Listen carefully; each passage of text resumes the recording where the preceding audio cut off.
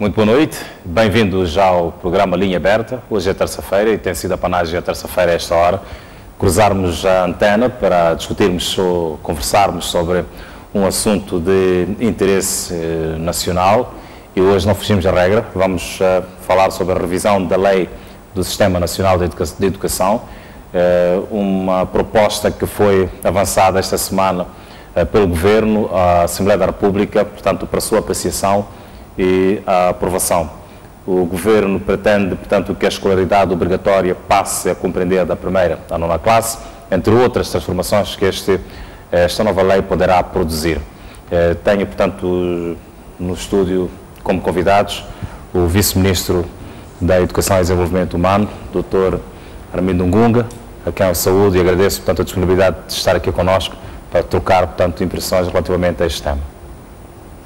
Obrigado. De igual forma também, portanto, saúdo a Tássima Tomé, Tassiana Tomé, bem-vindo ao programa e obrigado também por ter assistido ao convite para estarmos aqui a trocar algumas impressões. Muito obrigada pelo convite. Pois bem, vamos arrancar, começando por olhar, portanto, para esse momento em que o Executivo esteve na Assembleia da República e que apresentou, portanto, esta proposta de revisão da lei sobre o Sistema Nacional de Educação. Num contexto em que se debate a qualidade do ensino no país, onde assiste-se a relatos de problemas de leitura e escrita, o Governo pretende mudar a lei do Sistema Nacional de Educação, que está em vigor há 26 anos, de modo a adequá-la à realidade atual. A proposta de lei prevê mudanças profundas no funcionamento dos subsistemas de educação, que terão um impacto orçamental de mais de 10 mil milhões de meticais. Dissemos que o ensino básico, em vez de ir até a sétima, vai até a nona classe. E para chegar à nona classe, terá que passar em cada ciclo 3. O que significa? No ensino primário nós teremos da primeira à terceira classe, ou um ciclo, da terceira à sexta, não, da quarta à sexta classe, é outro ciclo, e depois temos o ensino secundário. O ensino secundário que se apresenta também de outra maneira e não como era antes, em que começa na sétima classe, enquanto que na lei vigente começa na oitava classe, e que também tem 3 classes, que é sétima, oitava e nona. Depois temos o último ciclo do ensino secundário, que também são 3 classes, 10ª primeira até a 12ª. Um dos pontos que suscitou muito debate foi a exigência dos deputados em incorporar na nova lei a obrigatoriedade do ensino pré-escolar para garantir que as crianças cheguem ao ensino primário preparadas para assimilar os conteúdos. Uma proposta que não foi acolhida pelo Ministério devido a dificuldades conjunturais do país. O ensino primário, pré-primário aliás, precisa de alguns condimentos entre aspas. Precisa de criar condições, psicólogos para atender as crianças, precisa de ter condições, o lanche, por exemplo, escolar. É preciso que seja expansivo a todas as crianças, porque poderão sair muito cedo e depois, quando chegam lá, como é que é? A assistência social, mesmo a assistência em termos de saúde, tem que ter um assistente para esta área sanitária, tem que ter assistentes sociais, aqueles que devem fazer acompanhamento psicossocial daquelas crianças. Então, há uns requisitos específicos. A proposta de lei prevê ainda que a educação obrigatória deixe de ser até a 7ª classe para a 9ª classe, para prevenir que haja mais desistências. De salientar que a lei entra em vigor logo depois da sua aprovação. Entretanto, espera-se que a passagem da 7ª classe para o ensino secundário se efetive em 2023. Portanto, como o estimado telespectador pode aprender, esta é uma proposta que pretende tornar o ensino no país mais funcional, mais fluido e tudo mais. Eu vou começar, portanto, pelo Vice-Ministro da Educação, questionando-lhe de que modo é que esta reestruturação poderá, de facto, tornar o ensino mais funcional, mais fluido e até mais eficaz. Muito obrigado. Queria cumprimentar os senhores telespectadores em casa, também assim.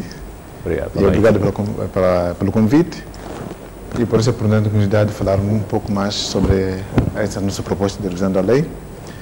E, respondendo à sua questão, para nós, esta revisão da lei vai mudar sobremaneira a forma como nós estamos a trabalhar hoje, porque nós estamos a pensar que a lei, esta aprovada em 92, está desajustada à nossa realidade hoje.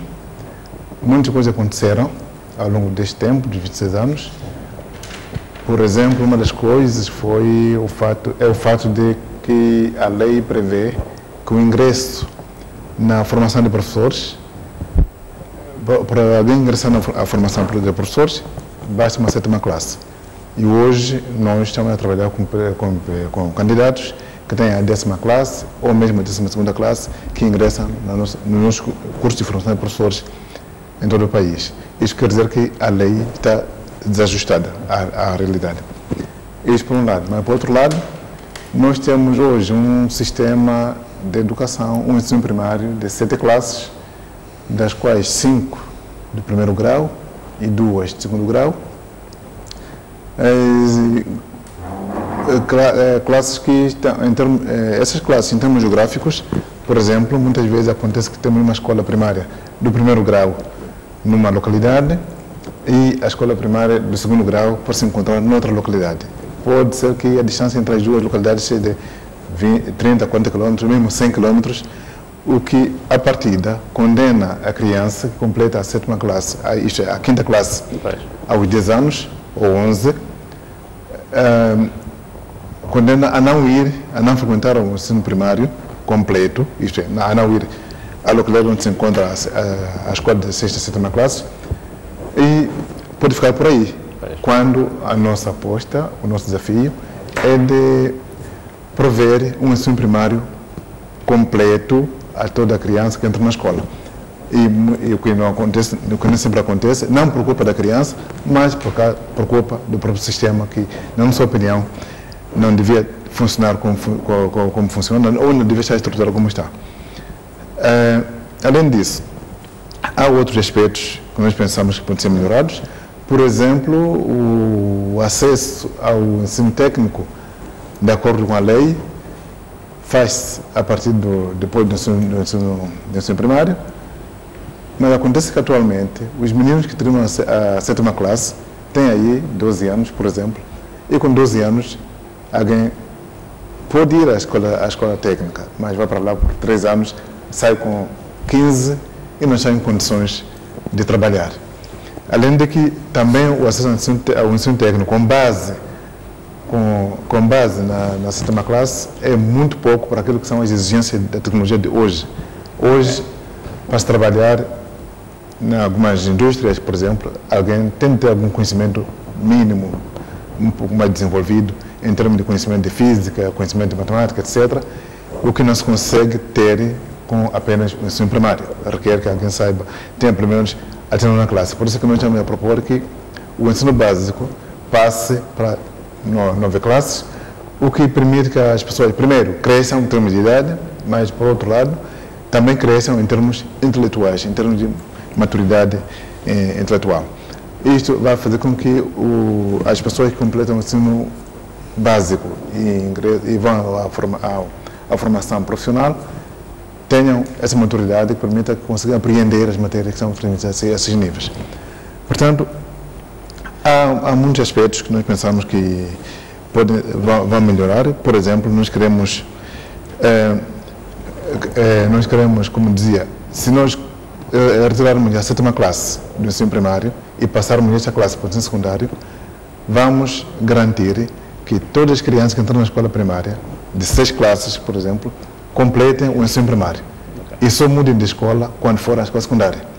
Isso para nós seria um avanço muito grande, ia provocar alguma explosão, por exemplo, do ensino secundário lá para o fundo, lá para o futuro, mas de qualquer maneira, isso é que nós queremos, uma vez que hoje temos um desequilíbrio muito grande entre o ensino primário e o ensino secundário. O que está acontecendo hoje? Nós temos no sistema pouco mais de 7 milhões, cerca de 7 milhões de alunos, dos quais pouco mais de 5 milhões, cerca de 6 milhões estão no ensino primário e pouco mais de 1 milhão estão no ensino secundário.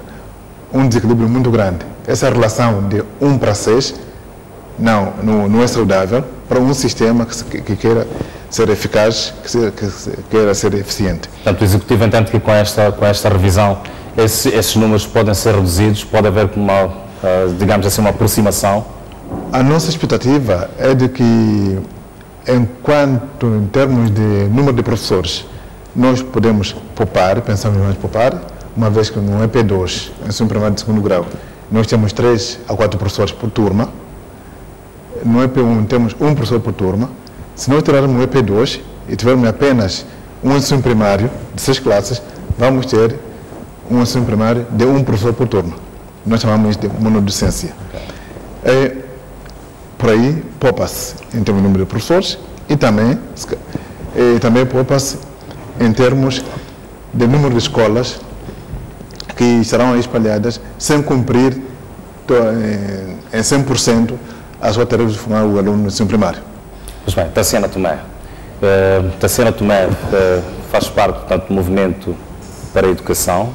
Educação para todos. Educação para todos. E também, portanto, está no SESC. Sim. Faz parte desse grupo, ou de um grupo que produziu um estudo, elaborou um estudo sobre esta matéria e, junto à Assembleia da República, também, portanto, procurou estender o mesmo. Olhando para estas inovações que são propostas nesta Lei de Revisão do Sistema Nacional de Educação, que conclusões é que o SESC e o Movimento para a Educação chegou? Em primeiro lugar, boa noite novamente. Boa noite. Obrigada pelo convite.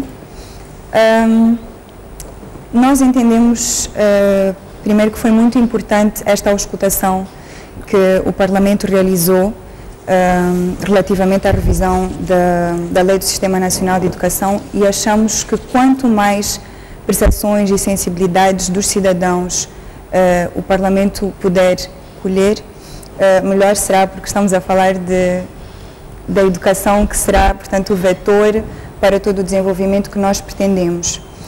Já foram mencionados alguns dos desafios aos quais esta revisão pretende responder, e nós achamos que é importante também mencionar que uma das principais preocupações realmente tem a ver com a questão da aquisição de competências básicas de leitura e escrita.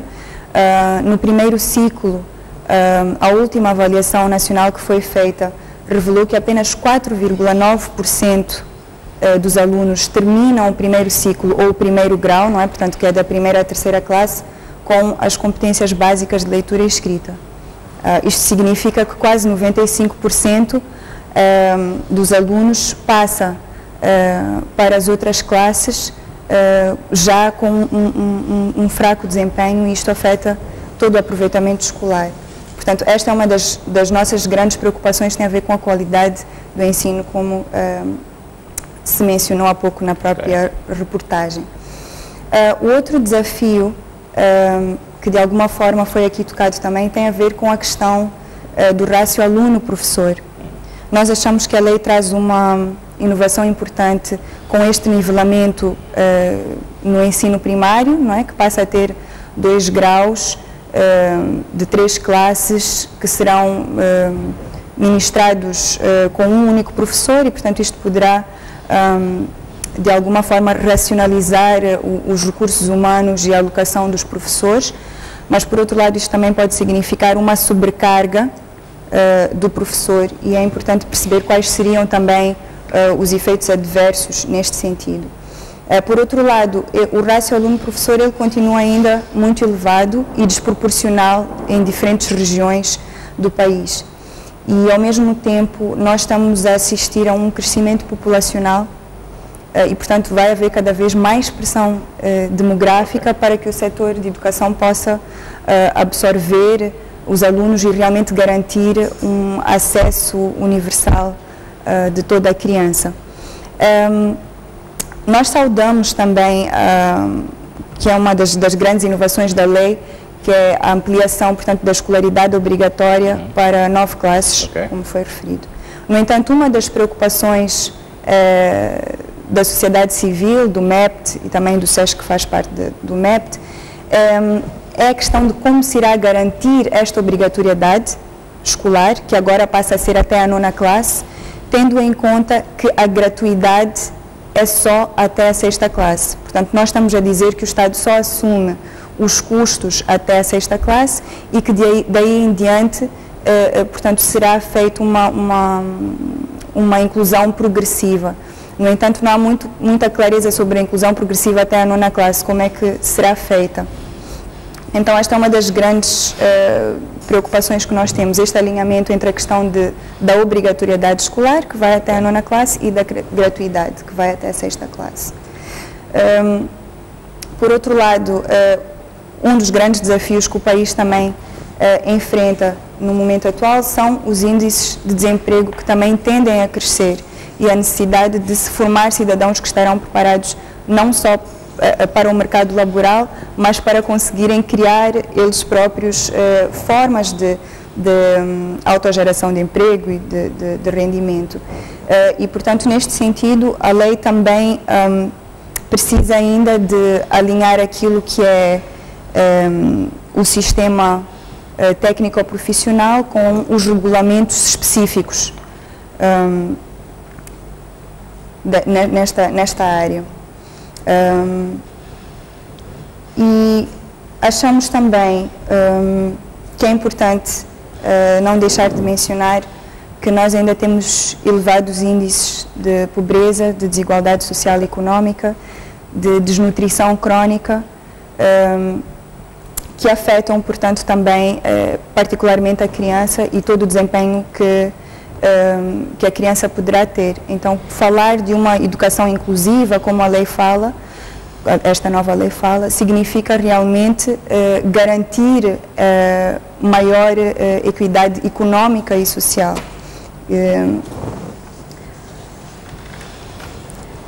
Por outro lado, nós achamos que, embora a lei traga grandes inovações e realmente algumas melhorias importantes, há alguns aspectos que nós achamos que podem ser ressaltados.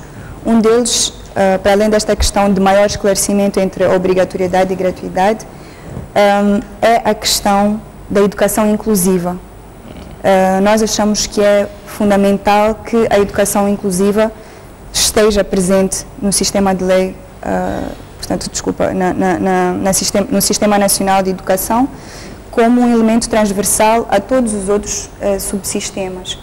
Neste momento, a lei apresenta um subsistema que é específico sobre a educação especial, mas a educação especial é diferente da educação inclusiva. E aquilo que nós queremos garantir é que em todos os subsistemas, portanto, em todos os níveis de escolaridade, estão criadas as condições para que alunos com necessidades educativas especiais possam estar integrados e depois possam futuramente aceder também ao mercado laboral. Para nós também é muito importante, não vou ocupar todo o tempo, vou já passar a palavra, mas é muito importante também que esta lei possa fazer referência àquilo que é o papel da comunidade e dos cidadãos no próprio processo da gestão escolar e no processo de monitoria da qualidade do ensino, quer através dos conselhos de escola, quer através de outros mecanismos de participação ativa.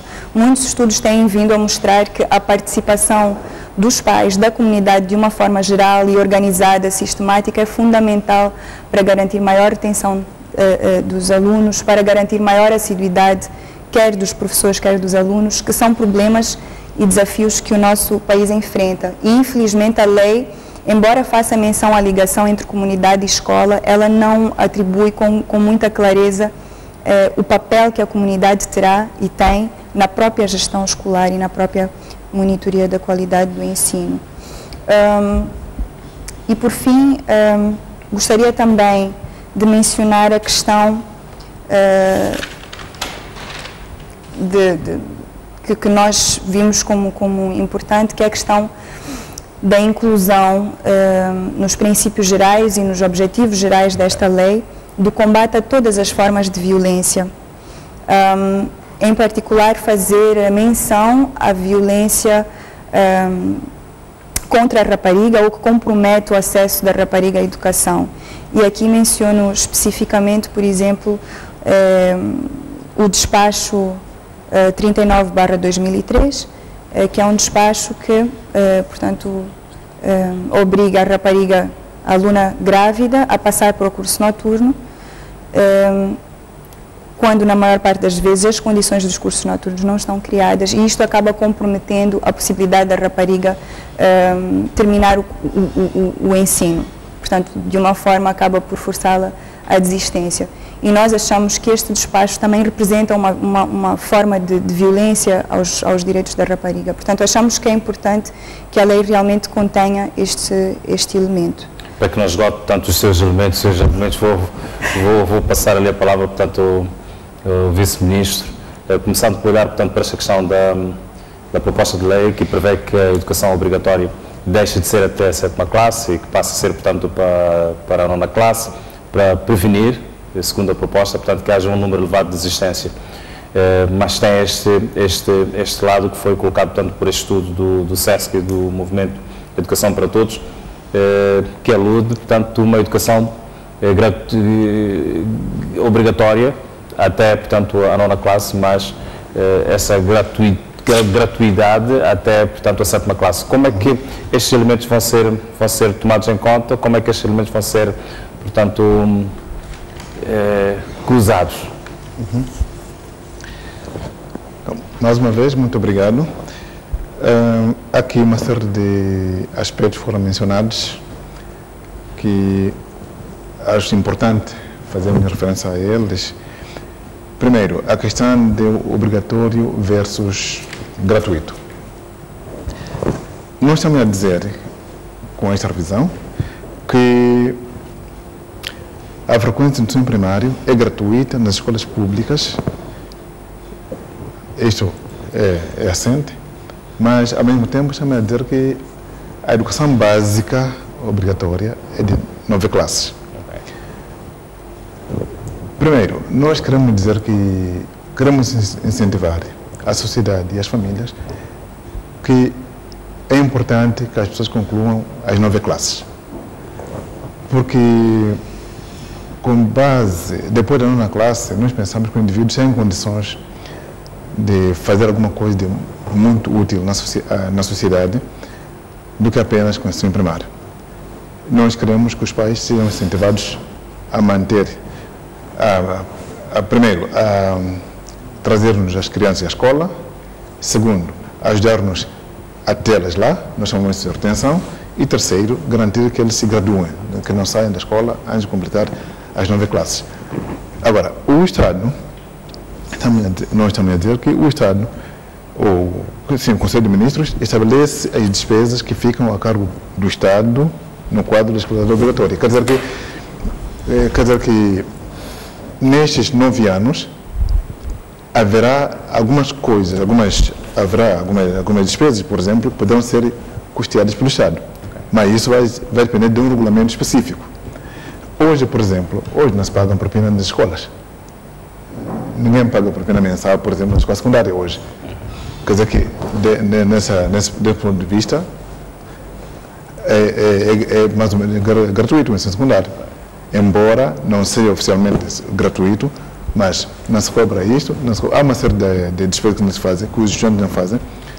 Quer dizer que o que estamos a dizer agora com a nova lei é que o Estado deverá regulamentar esses aspectos que não vão ser pagos em função, tendo em conta o caráter obrigatório que queremos imprimir à educação básica. E depois, também está aqui a colocar a questão da educação inclusiva versus educação especial. Para nós não há confusão nenhuma entre as duas coisas. Para nós, na verdade, em Moçambique, a educação é inclusiva. Isso é básico. Agora, dentro da inclusão, ou do caráter inclusivo do sistema de educação, há aqueles aspectos, há aquelas situações em que o indivíduo tem algum tipo de deficiência que impede que seja tratado de maneira igual a todas as outras pessoas. Então aí, em função do tipo de dificuldade que tem de aprender, pode ser que seja necessário que frequente uma escola especial, mas também pode ser que não precise de uma escola especial. Pode ir a uma escola regular e ter o acesso à escola de forma normal, sem nenhum caráter especial. Agora, eu sei que muitas vezes as pessoas dizem que, como eu estava aqui a dizer, pareceu-me que havia alguma confusão entre essas duas coisas. Para nós é muito claro, não há confusão nenhuma. Nós temos escolas que recebem alunos com necessidades educativas especiais, assim como a Júlia Machel, etc., mas temos escolas que são mesmo especiais, onde vão, que recebem alunos com muita dificuldade, com um tipo de deficiência muito acentuado, que não pode estar na mesma turma que outras crianças. Por exemplo, há situações em que uma criança, devido à sua deficiência, precisa de uma atenção quase hora a hora, quer dizer, uma assistência pessoal. Não pode estar com 15 ou 10 outras crianças. Então, nessas situações, nós precisamos, efetivamente, de escolas especiais, porque temos que criar condições especiais para essas crianças.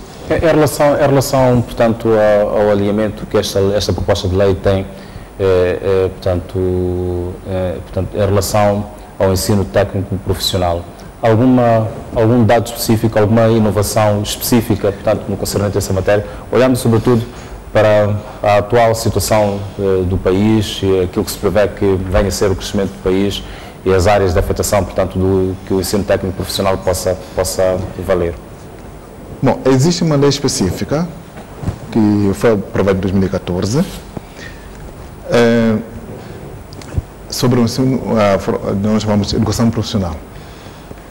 Essa lei diz como que se faz, como que se deve fazer, como se deve proceder ao ensino técnico, que o assunto está acautelado. Nós aqui nessa lei dizemos que essa matéria é acautelada por uma legislação específica. Pois bem, Tassiano, entre outros aspectos que foram levantados, portanto, foram arrolados no estudo, tem esta matéria, portanto, do alinhamento do sistema do ensino técnico, tem esta questão da formação, portanto, dos cidadãos com vista ao autoemprego, a criação, portanto, do autoemprego, mas tendo em conta, portanto, o sistema atualmente em vigor.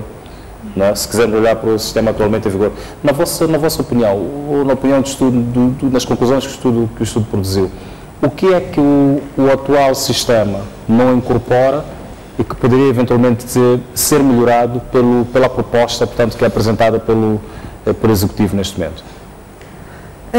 Eu acho que parte já foi colocado aqui, né? Que há algum desfazamento, por exemplo, entre aquilo que eram as exigências e as qualificações necessárias para se ingressar no ensino técnico superior, que hoje são diferentes, porque um aluno de 12, 13 anos não está preparado para sair do ensino técnico profissional e ingressar no mercado laboral. E também é preciso olhar para aquilo que são as atuais necessidades. Acho que seria preciso melhorar, e acredito que isso será feito, a articulação entre os vários subsistemas, não é? E as qualificações que são necessárias para sair do ensino básico, para ingressar no ensino técnico profissional e daí para, por exemplo, o ensino superior. E acho que nesse sentido é uma inovação importante. O que falta agora seria o alinhamento, portanto, como aqui foi referido, com os regulamentos específicos. E olhando também para aquilo que é a qualidade do ensino, que acho que novamente é importante fazer referência a isto, porque todas as transformações que surgirem, portanto a lei traz estas propostas de transformações, mas elas só serão eficazes se realmente houver um enfoque naquilo que é a qualidade de ensino. E nesse sentido nós acreditamos que ainda é necessário reforçar todo o subsistema de formação dos professores e olhar para aquilo que é o perfil que se pretende ter de cada professor para cada subsistema ou cada nível de escolaridade. E, portanto, estamos a falar de melhorar tudo aquilo que é a base curricular, pedagógica do professor, e talvez aqui eu iria voltar à questão da educação inclusiva, porque embora ela esteja presente de forma relativamente evasiva, é importante que ela esteja, por exemplo, dentro dos princípios pedagógicos, porque as necessidades que um professor irá ter no ensino técnico ou profissional, por exemplo, para poder acompanhar um aluno que tem uma dificuldade de aprendizagem, que tem algum tipo de necessidade especial, mas que não requer ir a uma escola especial, significa que a formação de professores que vamos ter tem que estar preparada para garantir um professor que também seja capaz, nos diferentes níveis, de atender esses alunos. Então, nós sentimos que é necessário realmente este ênfase na questão da educação inclusiva e que é necessário também maior reforço dentro da lei ao sistema de formação de professores para todos os diferentes níveis. Olhando também para a questão, por exemplo, do ensino bilingue, não é? Nós estamos a dizer, por exemplo, uma das inovações que esta lei também traz é a questão da referência à modalidade do ensino bilingue, em particular no ensino primário, e é necessário que isto também seja refletido no currículo dos professores e na formação dos professores. Então, nós achamos que esses são aspectos que ainda podem ser melhorados na lei, embora ela já traga bastantes melhorias. Pois, vejo... Sim, eu dizia que nós temos, na educação, temos 3 desafios principais. Primeiro, é o acesso. Segundo, é a retenção. E terceiro, é a graduação. Quer dizer que nós queremos que toda criança que entra na escola chegue ao fim e saia depois da sua formatura. E para isso, nós sabemos, nós sentimos, compreendemos todo o nervosismo das pessoas em relação à qualidade, etc. Mas há momentos em que devem dizer assim, em todas as áreas nós temos os técnicos, temos pessoas que estudam as coisas, fazem as coisas, etc. Neste caso específico,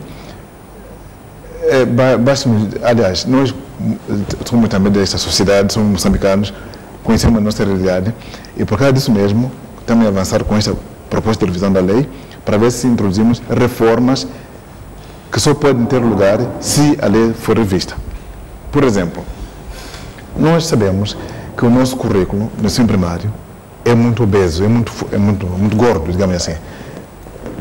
A primeira classe, até há pouco tempo, até 2 anos, tinha 6 disciplinas. Nós estamos a reduzir as 6 para 3. Queremos enfatizar coisas como a leitura, a escrita e o cálculo nas primeiras classes. Estes são elementos muito importantes que nós pensamos que são muito importantes e criam as bases para a aprendizagem subsequente. Em relação à formação de professores, também sabemos dos problemas que existem. Esta lei preconiza que o acesso à formação de professores é feita com base numa 7ª classe.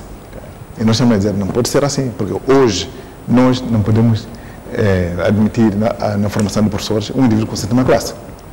Mas, em termos de lei, de acordo com a lei 6/92, qualquer um que fosse à formação de professores hoje dissesse, eu quero me matricular aqui, tinha o direito. Mas as condições de hoje não permitem que se faça isso. Então, precisamos de rever a lei por causa disso. E o que nós estamos a fazer? Nós estamos a formar um professor, queremos formar, com base nesta revisão, professor do ensino primário que seja capaz de cuidar do ensino a alunos com necessidades educativas especiais. Estamos a falar de que, por exemplo, nós vamos introduzir na formação de professores a língua de sinais. Nós vamos introduzir na formação de professores o sistema Braille. Também agora vamos desenvolver, por exemplo, já há algum tempo, mas vamos desenvolver ainda mais a questão da educação bilingue, facultando ao professor, dando ao professor mais material, mais instrumentos para poder trabalhar com alunos que não falam língua portuguesa à entrada da escola. Então, tudo que já quer ser dito está a ser colocado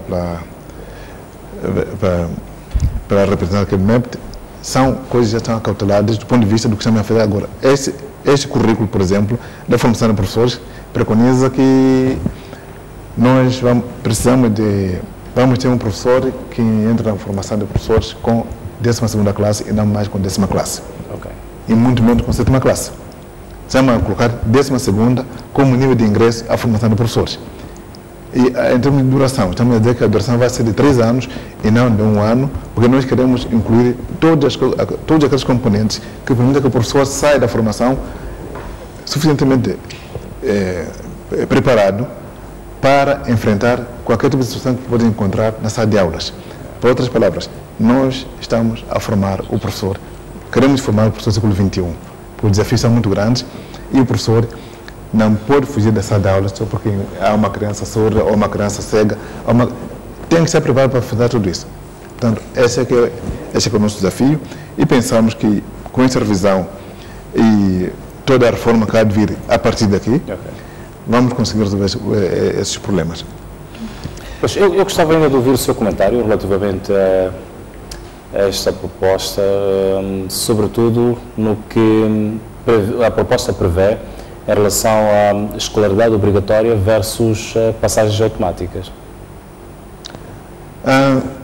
É assim, na verdade, bom, há um problema de linguagem. Na verdade, em termos legais, em termos curriculares, nunca em nenhum momento da reforma de 2003 e 2004 se disse, em algum sítio, que as passagens seriam automáticas. Nós temos uma linguagem própria, nós chamamos progressão por ciclo de aprendizagem.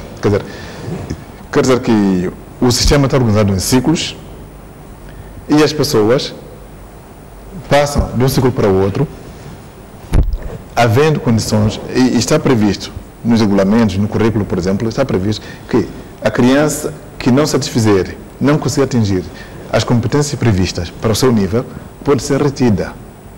Nós chamamos de reprovação, não dizemos que pode ser reprovada, pode ser retida. Só que, aí está, isso requer um acompanhamento por parte dos pais, requer uma atenção muito especial por parte do professor, requer uma série de trabalho que tem que ser feito antes da criança ser retida. Só que, por alguma razão, eu ainda não percebo muito bem porquê, se fala de passagem automática. Não há passagem automática. Rigorosamente falando, não há passagem automática. Agora, nós estamos a dizer escolaridade obrigatória. Houve uma altura em que isso ia até a 4ª classe. Depois foi até a 6ª classe. E mais tarde foi até a 7ª classe, como é agora. E nós estamos a dizer que isto tem que ir mais além, porque queremos dizer o quê? Vamos supor, hoje se diz que, por exemplo, alguém para tirar uma carta de condução tem que ser uma 7ª classe. Quer dizer que para fazer o mínimo básico servente no Estado, por exemplo, tem que ser 7ª classe. É o que se diz hoje. Nós estamos a dizer, ok, quer dizer que isso aqui é o básico. Mas nós estamos a dizer que podemos aumentar um pouco a fasquia, para que esse mínimo básico alguém deve ter, que o mercado vai exigir, por exemplo, tem que ser 9ª classe. E é obrigatoriedade nesse sentido. Não que nós vamos mandar aprender as pessoas que não tiveram a 9ª classe, ou os pais que retiraram os filhos da escola antes da 9ª classe. Não haverá cadeia para tanta gente. Foi. Mas queremos sensibilizar os pais para que trabalhem nesse sentido.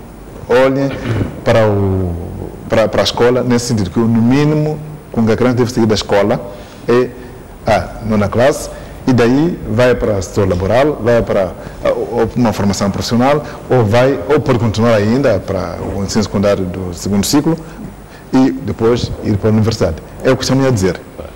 Mas a passagem vai ser automática. As avaliações serão feitas e as pessoas vão passar de classe em função do seu desempenho, em função do seu resultado. Pois bem, Tassiano, dentro de instantes, daqui a mais alguns minutos, segundos, os telespectadores já poderão entrar, portanto, através das linhas telefónicas, deixando ficar, portanto, as suas opiniões, os seus comentários, eventualmente alguma questão ao nosso painel relativamente, portanto, ao tema que está em conversa, portanto, no programa Linha Aberta. Eu gostava de colocar aqui a Tassiano esta questão da apreensão dos pais em relação, portanto, ao futuro dos seus dependentes, devido ao, enfim, a receio de que os currículos não proporcionam ferramentas para enfim, enfrentar ou então superar os desafios do futuro. Como é que o estudo que foi produzido por vós olhou, portanto, para esta questão? O estudo ele não olha diretamente para isso, mas de alguma forma levanta a necessidade de que aquilo que são os currículos pedagógicos sejam de facto adequados à nossa realidade socioeconómica e cultural e que esteja, portanto, a refletir aquilo que são as necessidades específicas. Nós ainda temos diferenças muito grandes na qualidade do ensino, por exemplo, entre as zonas urbanas e as zonas rurais, e nem sempre o ensino ou as escolas que nós temos, elas estão a criar condições para que a criança depois possa se sentir integrada dentro, por exemplo, do contexto rural e daquilo que é o desenvolvimento da zona rural. Tanto que há muita desistência normalmente, porque a criança depois tem que ir à vila sede para continuar os estudos no ensino secundário, e às vezes os pais não veem necessariamente uma vantagem na retenção das crianças no ensino, porque sentem que eles fazendo ou ganhando outras habilidades através de outras tarefas domésticas estarão melhor integrados dentro do seu contexto. Mas é importante aqui, trazendo esta questão do acesso e da retenção, voltar a olhar um pouco para a necessidade de melhor clareza entre a questão da gratuidade e da obrigatoriedade. Porque se a lei está a propor a obrigatoriedade, isso significa que é necessário torná-la efetiva. E como é que o Estado pretende garantir que efetivamente haja essa obrigatoriedade, ou seja, que de facto os alunos possam concluir até a 9ª classe. Eu vou pedir que retenha o seu raciocínio. Vamos atender o nosso primeiro telespectador. Liga-nos de Zavala, província de Inhambane. Muito boa noite, bem-vindo ao programa Linha Verde. Boa noite, boa noite. Boa noite.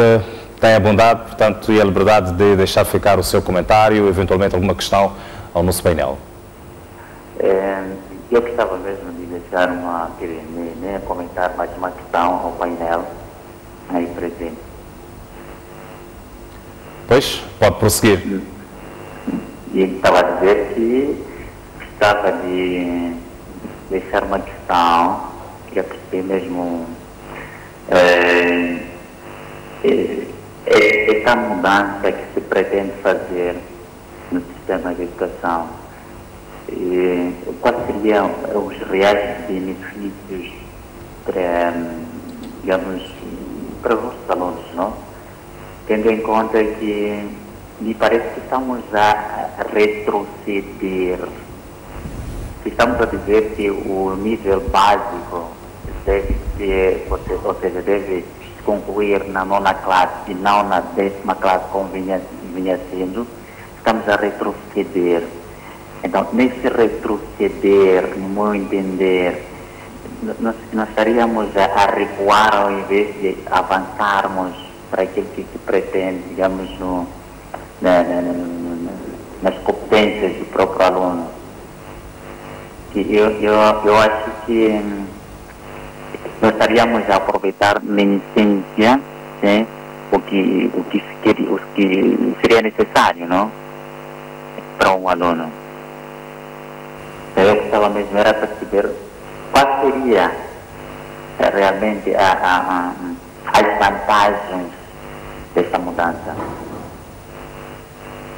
Muito obrigado, Cindy, por esta sua ligação, por essa sua intervenção. As linhas estão disponíveis e o tema também, portanto, é este que estamos à conversa hoje, que é a revisão da Lei do Sistema Nacional de Educação. Portanto, uma proposta que foi levada à Assembleia da República esta semana e que pretende que a escolaridade obrigatória passe a compreender a 1ª a 9ª classe, entre outras inovações que, portanto, o Vice-Ministro da Educação e Desenvolvimento Humano está, portanto, a partilhar com todos nós. Vamos para mais um telespectador. Muito boa noite. Boa noite. Boa noite. Já está a participar? Quero deixar ficar o seu comentário. Sim. Eu estou um pouco preocupado com essa mudança de Sistema Nacional de Educação que quer se fazer agora. Na verdade, eu penso que a nossa preocupação seria melhorar a qualidade do ensino e não vejo isso que está a ser proposto a tentar melhorar a qualidade do ensino. Nós já sabemos que há muito tempo, com quarta classe, era possível trabalhar. Na altura do colono, eu julgo que o problema que nós tínhamos era de conteúdo, que eram normalmente estudados, por exemplo, de Portugal, depois o acesso. E esses problemas já foram ultrapassados. O acesso é uma realidade no nosso país, o acesso à escola. Depois, mudamos os conteúdos que são dados, são nacionais. Em vez de hoje estarmos preocupados em melhorar a qualidade do ensino, estamos a mexer outras coisas que não têm nada a ver absolutamente com o ensino. Devíamos estar preocupados. Muitos encarregados hoje têm seus filhos que matriculam, já vimos nas cidades, há sempre o problema de alunos que entram na sexta classe, não são da idade, não sei o quê, mas eu não vejo isso a ser refletido, porque hoje temos crianças com 5 anos, eles têm condições de fazer as classes e continuar. E muita gente recorre às escolas privadas. Enquanto nós retemos no nosso ensino geral, criamos problema de entrada dos alunos, mas o ensino privado está aí. É por isso que encontramos pessoas com 14 anos, com 13 anos, mais ou menos, que estão nas universidades, porque estão a passar por linha privada. Em vez de nós estarmos preocupados em colocar neste mundo globalizado agora, em formar professores de língua inglesa para ensinar os nossos filhos a falar a língua inglesa, porque o mundo vai assim. Estamos preocupados a mexer para 9 classes, 12 classes, coisas que não são relevantes. Absolutamente. Eu não vejo nada que está a ser dito aí, na mudança desse currículo, que de facto vai melhorar o ensino. Porque nós já conhecemos os problemas que nos levam a que o ensino esteja na situação em que nós temos agora. Vamos melhorar na formação dos professores. Vamos melhorar nas condições da sala de aula dos professores. Vamos diminuir o rácio, 45 alunos. Não é possível. Eu já fui professor há muito tempo. Não é possível você falar com 90 alunos. O direito do aluno, nós todos já aprendemos, o professor aí penso que é professor também, nós já aprendemos que o aluno tem direito de ser chamado 3 vezes por semana. Mas nós temos alunos em que ficam um ano completo sem nunca ser chamado. Então, há coisas que, não sei, nós estamos a fazer mudança, não sei como, mas o importante é melhorar a qualidade do ensino. Eu não vejo essa parte que está a ser colocada agora como melhoria do ensino. Pronto, desculpa ter falado de outras coisas, mas quis colocar como o meu ponto de vista sobre o processo do ensino. Obrigado pela sua intervenção, obrigado, portanto, pela sua ligação. Fosse Toro, mais um telespectador, portanto, que ligou a deixar ficar o seu comentário, a sua opinião relativamente, portanto, ao tema que está hoje em questão, portanto, que é a proposta de revisão da Lei do Sistema Nacional de Ensino, e que temos estado a fazer referência que o Executivo levou à Assembleia da República esta proposta e que mereceu debate, alguns aspectos concordantes, outros nem por isso. De qualquer das formas, o Vice-Ministro está aqui no programa hoje buscando clarificar todas as zonas de penumbra e também, portanto, o SESC e o Movimento de Educação para Todos, tentando levantar, portanto, algumas outras questões e enfim. Vamos ao encontro de mais um telespectador. Marcos, muito boa noite. Sei que me liga da Beira. Sim.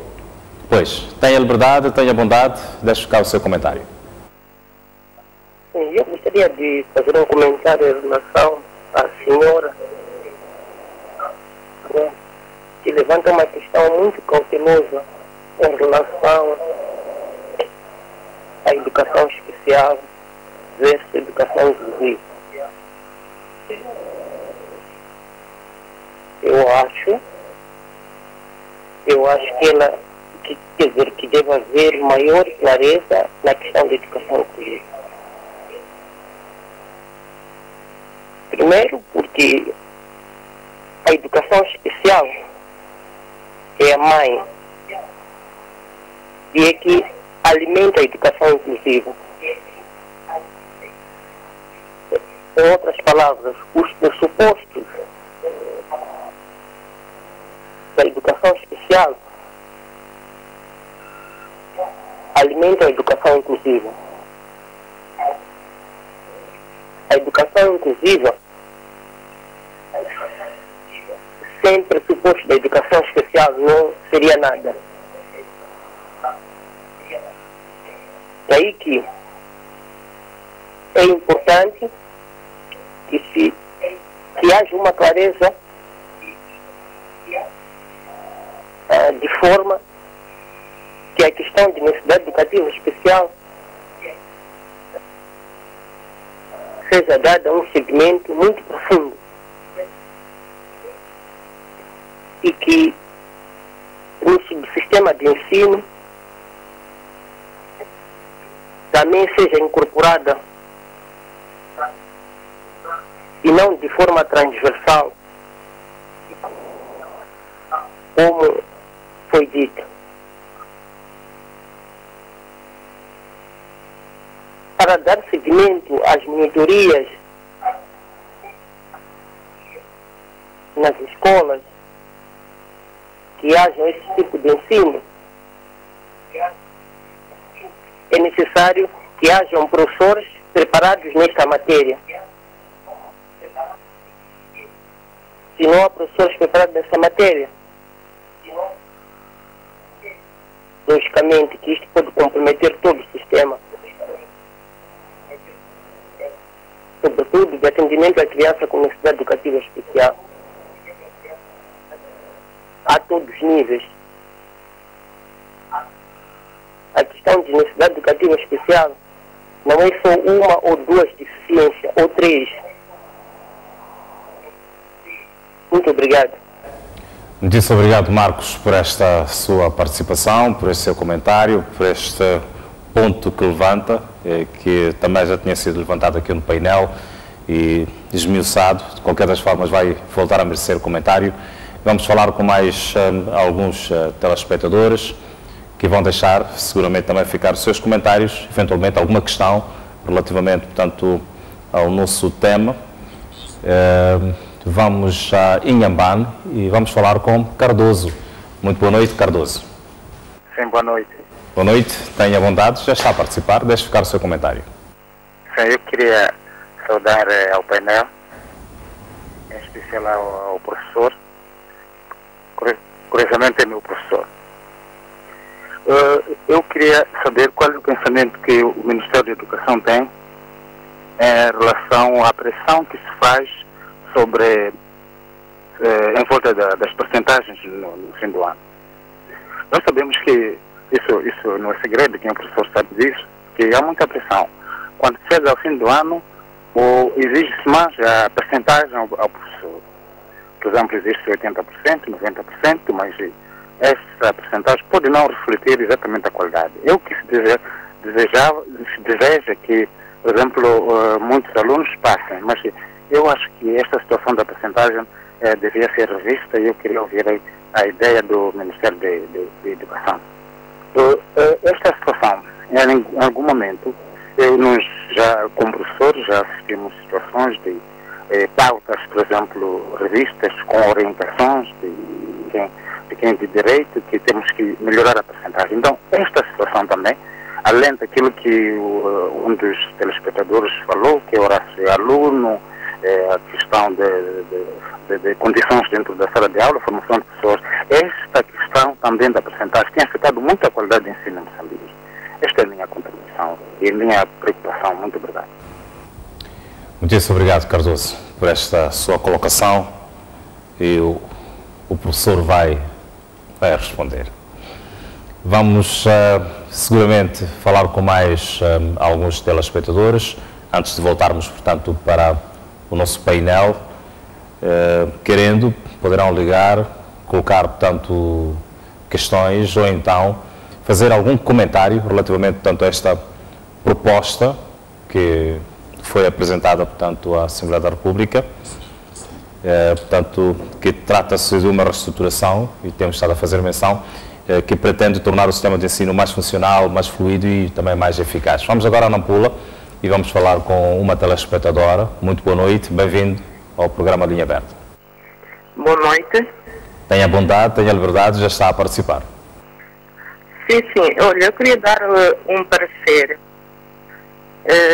Primeiro, dizer que não é mau estarmos a fazer reformas e pensarmos em reformas, mas é preciso nós termos muita cautela, porque a educação é um ponto-chave de qualquer nação, de qualquer sociedade.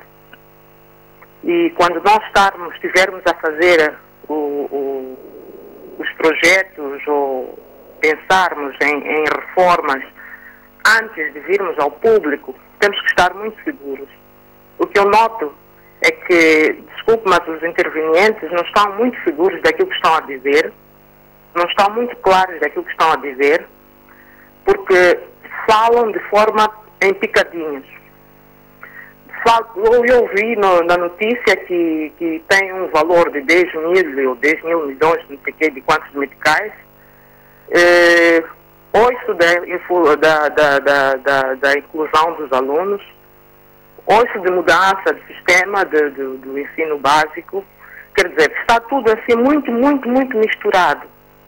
Antes de mais, eu queria estar de acordo com o senhor Sitoro, que esteve a falar sobre a qualidade.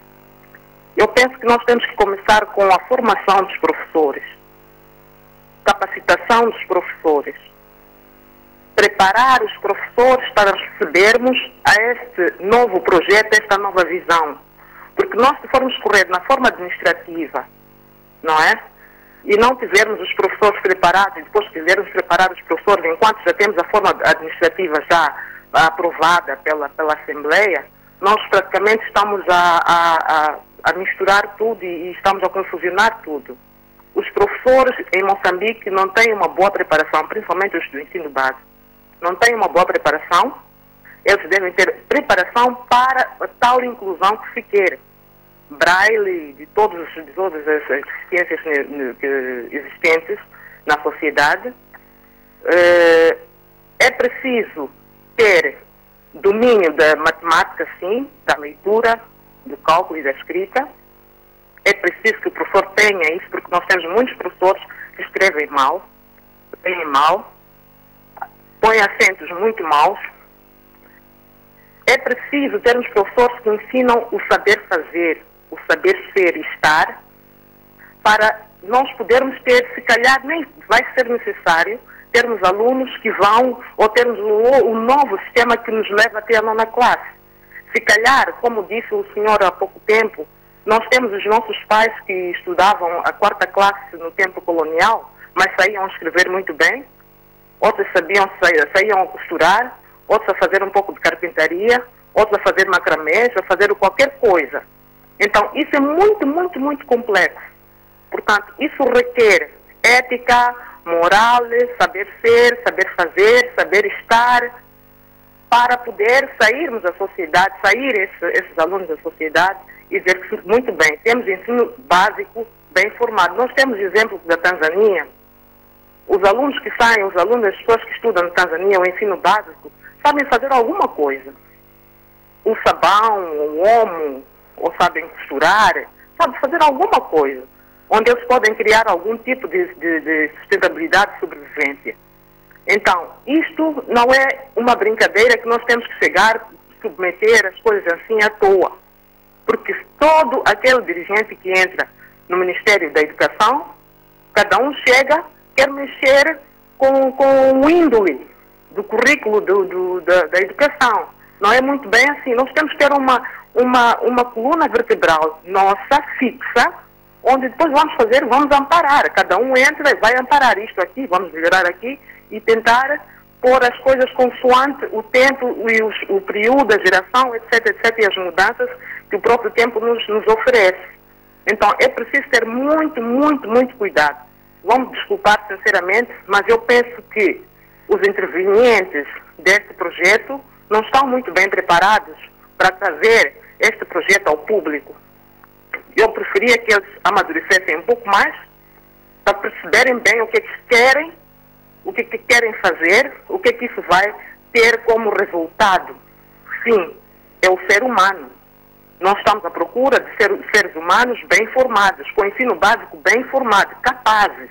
Então, o saber fazer, ser, estar, é muito importante. E o saber fazer, ser e estar, significa muita coisa. É um saco onde leva muita coisa. Onde é que estão os professores capazes de formar essas pessoas e entregar à sociedade? Essa é a minha pergunta. Muito obrigada. Muitíssimo obrigado por esta ligação, Marcela. Ligou-nos de Nampula e, de facto, este é um assunto bastante sensível e mexe com a sociedade.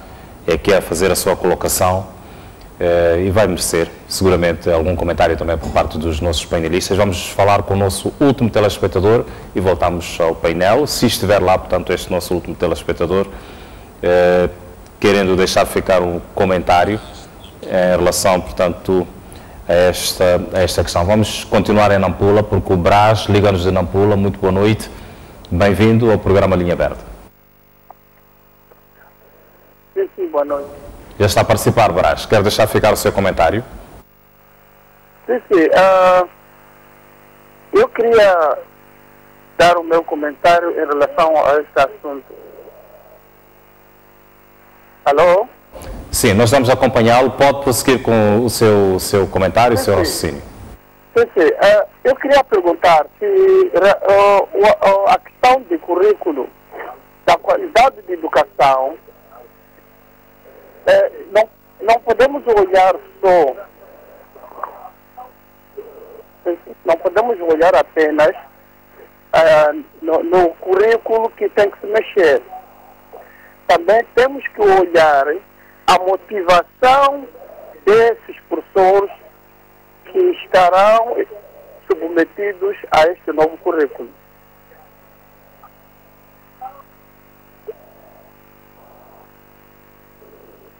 As condições de vida, o que este professor precisa para melhorar a sua vida? Porque nós estamos a ver situações tristes, um professor com problemas sérios de lecionar, que não está motivado, quando chega na sala de aula, no ensino primário, apenas dá exercícios de casa, vulgarmente conhecido por CPC, sem números.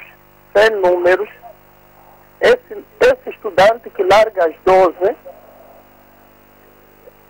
tem 100 números de matemática ou química para resolver no período da tarde e dia seguinte ir entregar ao professor que nem corrige.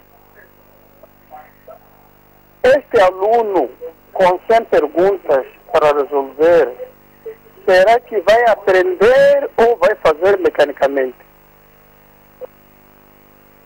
Eu acho que o problema principal não é só mexer o currículo. Temos que também associar os indicadores de qualidade. Esses indicadores de qualidade que nos dizem o saber fazer dos outputs, aqueles que saem para a sociedade. O que tem nas mãos como conhecimento? Então, nós precisamos primeiro trabalhar na base e vermos o que é necessário realmente para mexer com o currículo. Eu gostei da intervenção da senhora que acabou de falar há pouco tempo, que realmente a questão principal de base não é só mexer o currículo. Nós sabemos que o ensino primário é o passaporte da vida para as classes subsequentes.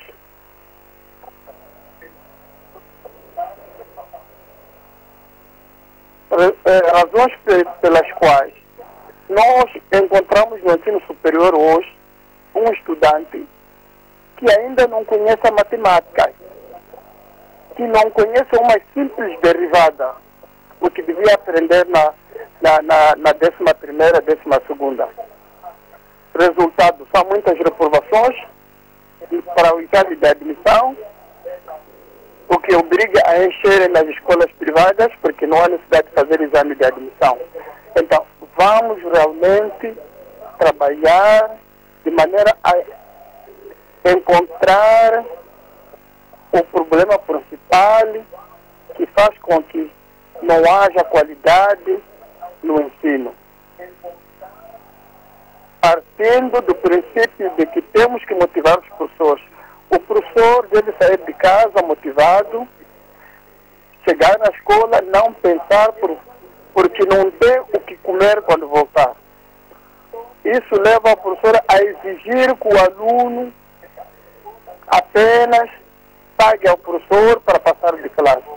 Obrigado. Ficou essencial, portanto, da sua intervenção, ficou essencial da sua contribuição. Esta terá sido definitivamente a nossa última ligação que recebemos em estúdio. Foram vários os aspectos levantados e quero acreditar que resumem, portanto, o pensamento de uma vastidão de telespectadores que eu gostaria também de ter ligado e fazer as suas colocações, os seus comentários. De qualquer das formas, vamos voltar aqui ao painel e ali para o vice-ministro. Foram várias colocações pontuais colocadas, eu passo a repetição, o pleonasmo.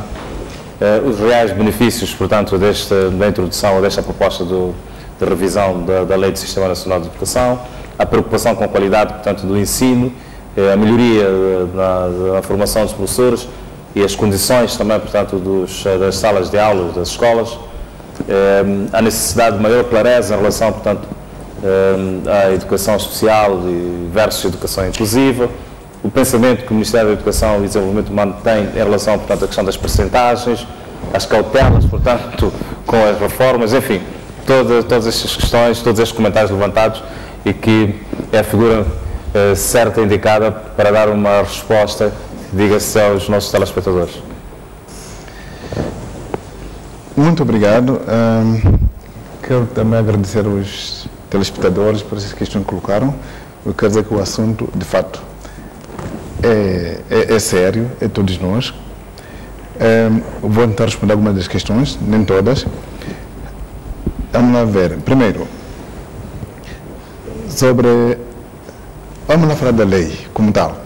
Nós dissemos que esta lei visa modernizar o sistema, visa colocar o sistema ao nível dos desafios de hoje, ao nível dos desafios de amanhã. Para isso, estamos a dizer que, primeiro, estamos a dizer que o nosso sistema está obsoleto. Está obsoleto, pesa muito, produz pouco.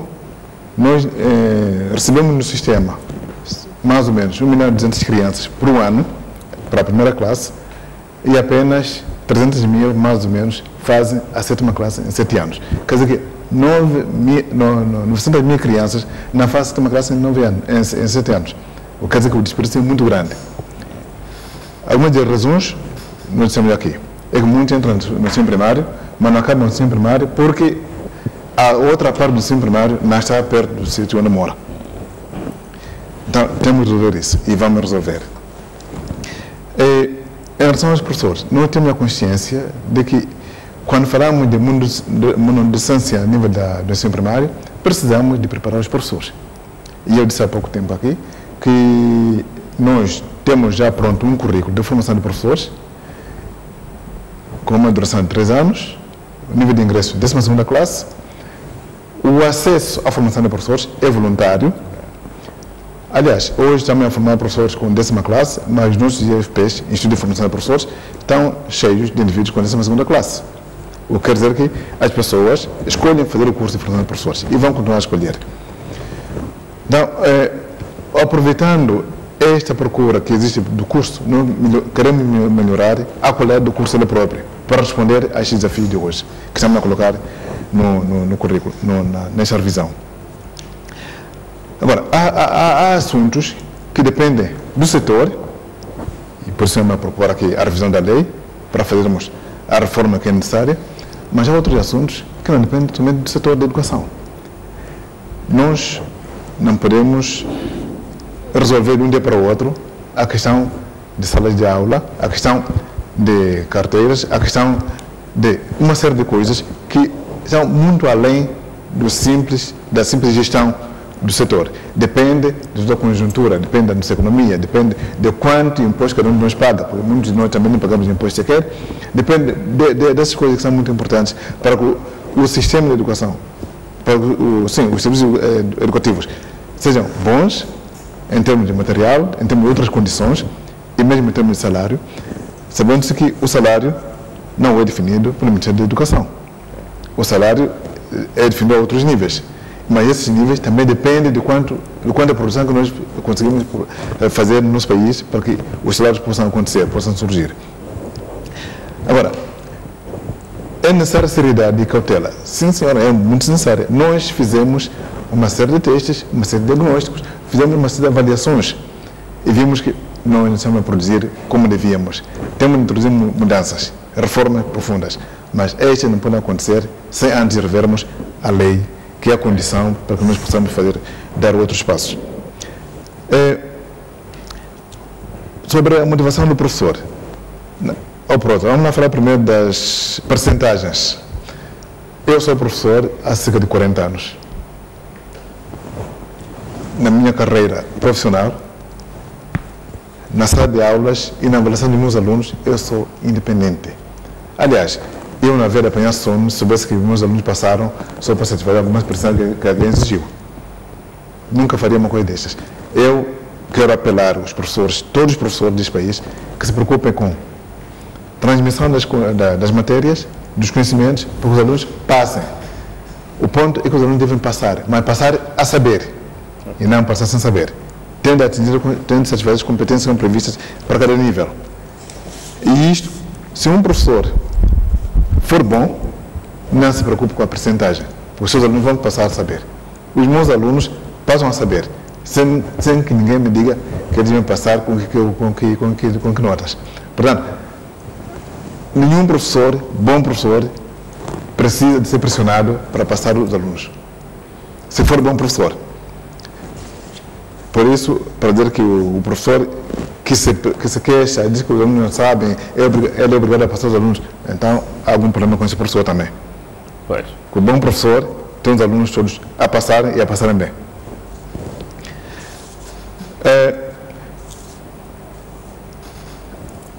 Também, às vezes há estas referências nostálgicas de gente que diz, no meu tempo, no passado, com a 4ª classe, sabia. Eu não costumo comparar esse tipo de discurso. Primeiro, porque com a 4ª classe, com que idade fazia a 4ª classe esse indivíduo que depois desta podia trabalhar? E com que idade é que hoje a nossa criança faz a 4ª classe? Acho que a comparação não tem que ser feita, não deviam ser feitas. Hoje a 4ª classe é um nível em que a criança completa aos 9 anos. Essa criança de 9 anos não precisa ter conhecimento para ir trabalhar. Nem pode fazer carpintaria, não pode fazer sapataria, não pode fazer nada. Essa criança precisa de ter outros conhecimentos, outras habilidades para poder continuar a estudar. E essa criança de hoje, esta que nós temos hoje, os pais sabem que quando compram um celular, há um problema qualquer, entregam ao filho. Tem outras habilidades que não precisa da 4ª classe. Que ele, com a 4ª classe que teve já há muito tempo, não pode fazer, não pode resolver. Portanto, os desafios que nós temos hoje são desafios deste século. Precisamos de criar condições para que a nossa criança possa enfrentar os desafios da vida de hoje para frente, e não do passado. A 4ª classe de 40 anos, de 50 anos, não serve hoje. Isso é mais do que provado. Mesmo a 9ª classe de 50 anos não serve hoje. Hoje serve outras condições, outras habilidades. Por isso é que estamos a rever o sistema, para que possamos fazer a reforma que é necessária para que as pessoas aprendam aquilo que é necessário para enfrentar as condições, os desafios da vida de hoje e do nosso desenvolvimento. Muito obrigado. Tassiano, depois destas várias contribuições dos telespectadores, de que modo é que pode eventualmente contribuir ou enriquecer o estudo que foi feito, foi produzido, o trabalho que o SESC e o Movimento de Educação para Todos têm estado a levar a cabo, portanto, para a melhoria do ensino no país? Em primeiro lugar, queria agradecer aquilo que foram todos os comentários dos telespectadores. Foram muito úteis e, na verdade, acho que, em parte, eles respondem àquilo que são as nossas preocupações, porque nós, enquanto MEPT e enquanto SESC, estamos também a representar aquilo que é a sociedade civil e as vozes dos cidadãos, e achamos que a mídia aqui está a fazer um papel importante, não só de difundir a nova lei, mas também de permitir colher mais sensibilidades. Então isto realmente enriquece.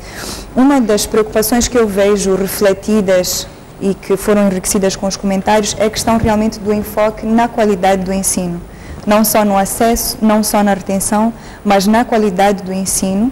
E foram vários os comentários que apontaram a questão da formação dos professores como crucial para a qualidade do ensino. Okay. E nós queremos repisar isso. Portanto, e acho que no início foi um pouco falado que ainda é importante reforçar todo o sistema que diz respeito à formação do professor na lei, melhorando as questões daquilo que são as habilidades que nós queremos que os nossos professores tenham para cada nível de escolaridade, prestando atenção, como foi trazido também num dos comentários, às questões de ética, deontológicas, as habilidades técnicas e psicopedagógicas, portanto, olhando para tudo isso. E acho que já foi também trazido um pouco que está em vigor a reformulação, não é, do currículo de formação dos professores. Outro aspecto que foi trazido, e acho que foi em forma de questão, foi qual seria o benefício de se reduzir de 7 para 6 classes. E acho que também é importante realmente que o Ministério possa trazer esse esclarecimento. Nós entendemos aqui que a mais-valia está na questão de permitir maior nivelamento entre os 2 graus, não é? O primeiro e o segundo grau, e de permitir esta questão da monodocência, o melhor aproveitamento dos professores. No entanto, há outros desafios ligados a isso. Uma das propostas que a sociedade civil, o MEPT e o SESC trouxeram, tinha sido a inclusão de um ano de ensino pré-primário, exatamente para tentar colmatar aquilo que nós sentimos que é o fraco aproveitamento no ensino primário, particularmente no primeiro ciclo, nas 3 primeiras classes. Então a ideia seria a inclusão de um ano zero que pudesse oferecer algumas bases elementares para que depois, a partir da primeira classe, a criança já entrasse com outro tipo de preparação. E, portanto, de alguma forma achávamos que isto podia fechar ou colmatar um pouco esta questão de uma aparente redução de 7 para 6 classes a nível do ensino primário. Outro aspecto que também foi levantado é a questão da educação inclusiva e da educação especial. Não sei se talvez não fui muito clara na forma como trouxe a questão, mas o que nós temos na nova lei é uma referência à educação especial, que ela é específica, ela rege aquilo que são as escolas especiais, que são orientadas apenas para crianças que têm determinado tipo de grau de deficiências ou de necessidades educativas especiais.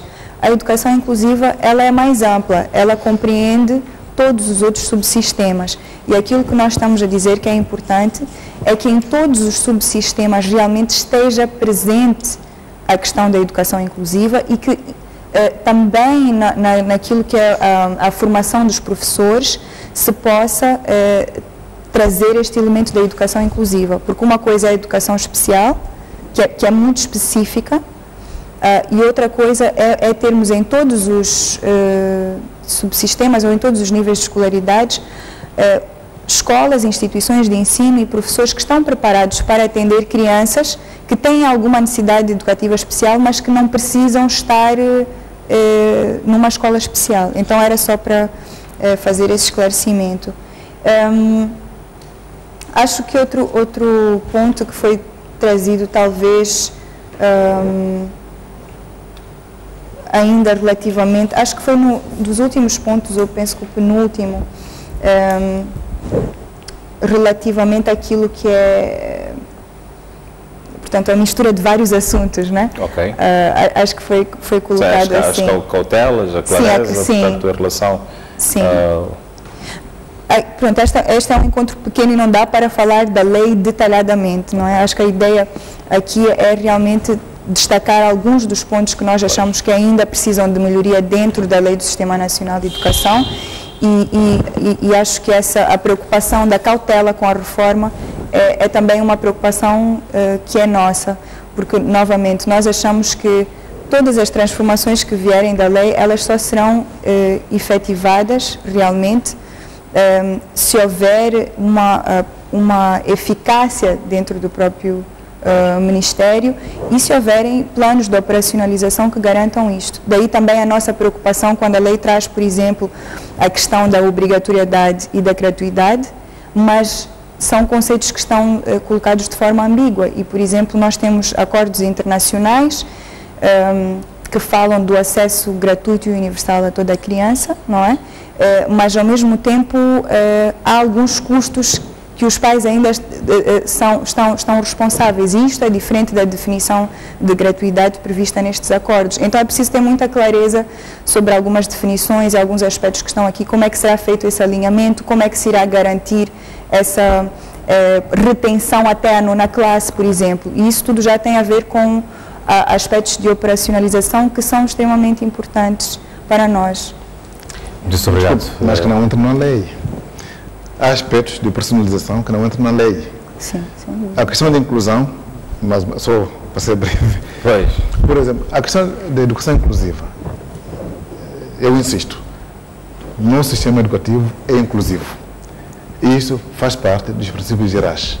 Repare, na proposta de lei, a linha E do artigo 2, nós falamos de inclusão, equidade e igualdade de oportunidades.